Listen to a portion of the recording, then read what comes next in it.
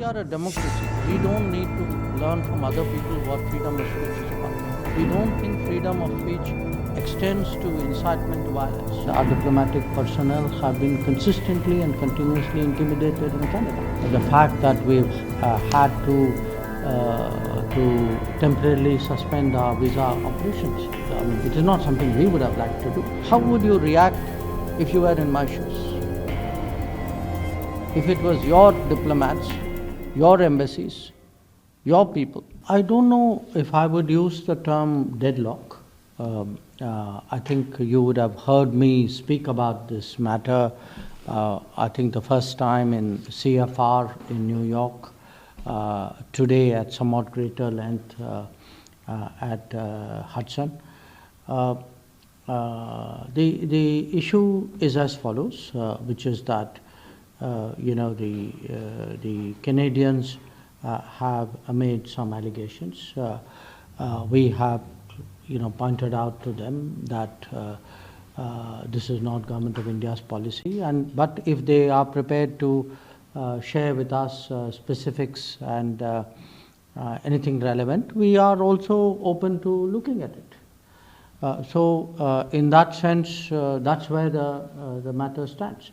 But what we do not want to see is an incident treated in isolation, because then that somewhere does not convey the right picture.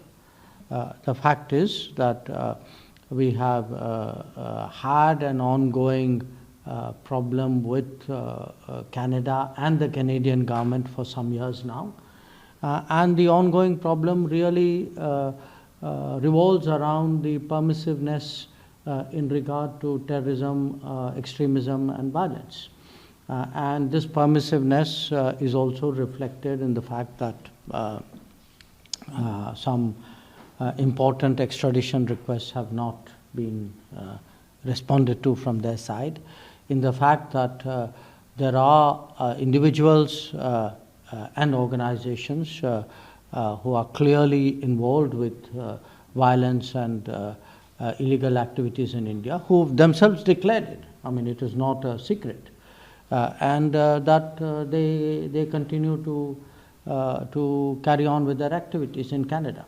And most important, the fact that our diplomatic missions and our diplomatic personnel have been consistently and continuously intimidated in Canada, to a point where today it is not safe for them really to carry on with their work. I mean, obviously, the fact that we've had to temporarily suspend our visa operations, I mean, it is not something we would have liked to do.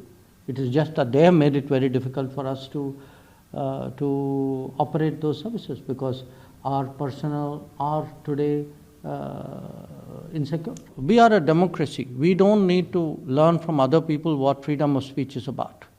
But we can tell people this: we don't think freedom of speech extends to incitement to violence. That to us is misuse of freedom. It's not a defense of freedom.